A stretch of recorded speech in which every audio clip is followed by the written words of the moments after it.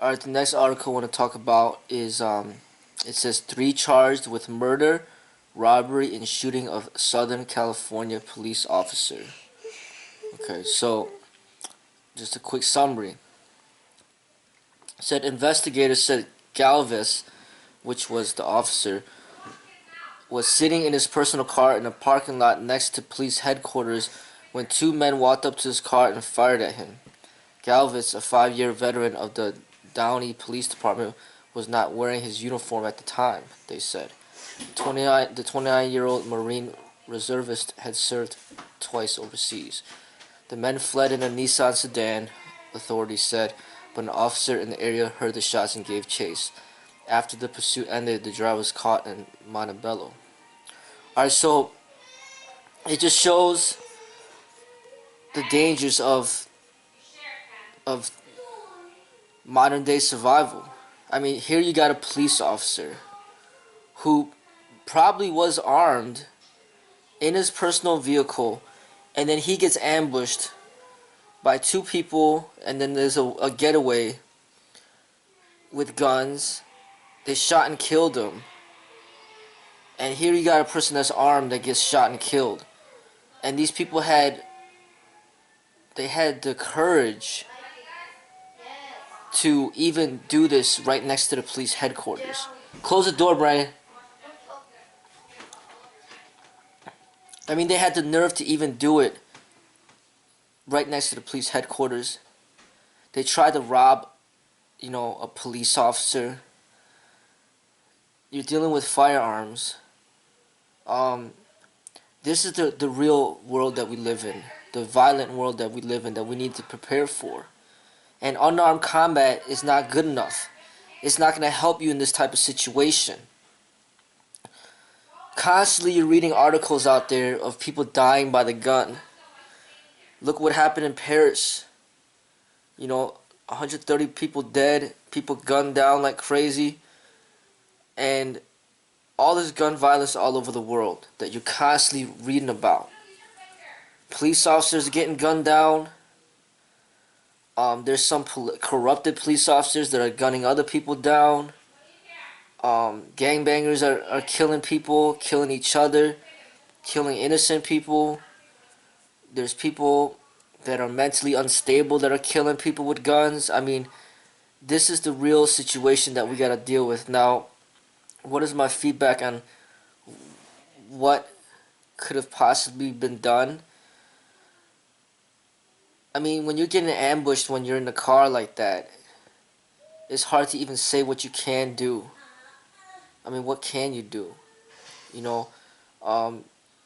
Try to be try to be aware of your surroundings at all times.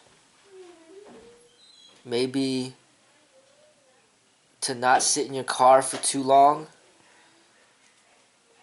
Maybe like get in the car and leave. Like drive. It's going to be harder for people to gun you down when you're moving. But when you're in stillness, you're an easy target. Because when you're sitting in the car, people could just come behind you so easily. And then now they're right up at your window or at your door. And they can have a gun pointed at you right there. But as soon as you get in the car and immediately you take off, then you could be safer. Other things that I could think about is maybe it could be like a safety measure. I don't know what kind of car this police officer had or whatnot, but it could be a safety measure to when you don't really have luxurious things.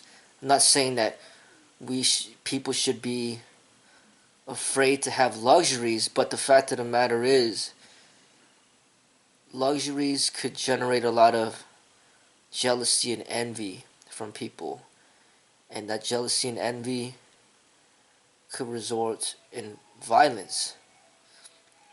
When you're driving a Mercedes, a BMW, or just a really fancy car, and then you got people that are begging for money, these people could come to the point where they don't want to beg anymore. They're going to be violent. So like, you know what? I asked you for some money and you said no. You keep saying no, so now I'm just gonna take it from you, and I'm gonna use this gun to get it. I guess that's one of the problems with capitalism is when you got people that have a lot of money, and then there's a bunch of people that are poor that aren't getting any money. What they do is they can start robbing and endangering the lives of the people that are rich. And that's the problem with capitalism. You know, is that when you got people that basically when you got people that are poor, they don't have much money. It's almost like they almost have like no reason to live. Like you know, they don't have any purpose in their life. They don't care if they die, they don't care if they go to jail. So when they don't care if they die, they don't care if they go to jail, then they're willing to do some very violent things before their time is up. And it could almost be a survival method to not flaunt your riches, basically. No matter be your car, no matter be your clothes, no matter be your jewelry. That could be a survival method. I'm not saying that everybody should do that. I'm just saying that that could be one of the methods. Because, I mean, if you got somebody who's got a gun, who's ready to rob somebody, chances are he'll go for the person that's driving the nice car to rob this person because first, he thinks that this person has money. He's not going to go up to a person, that's driving like a really cheap car, inexpensive car, because this person probably doesn't even have money. Basically, they're not going to rob a homeless person. There's nothing to rob. But if you're robbing somebody who has jewelry, nice car, nice clothes, then you're like, hey, this person's probably got money, let's rob him. So... But I mean, this also shows, like, even if you're a police officer, even if you have a gun, it doesn't mean that you're automatically going to survive. You could be, just because you have a gun, you could die too.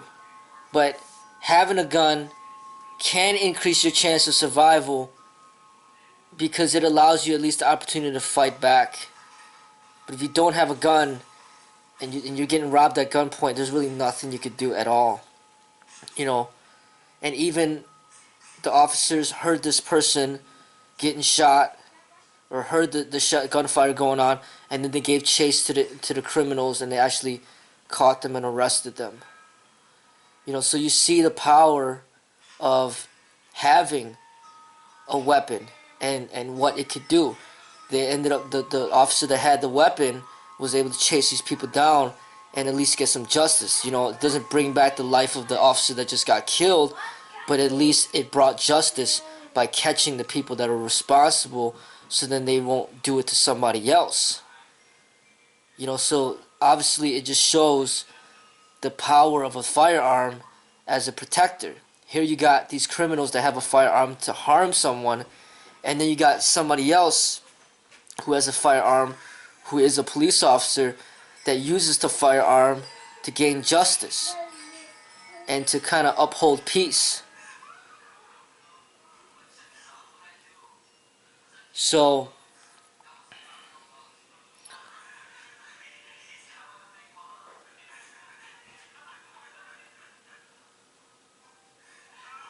we just live in a world where you just have to you gotta be very aware in every situation.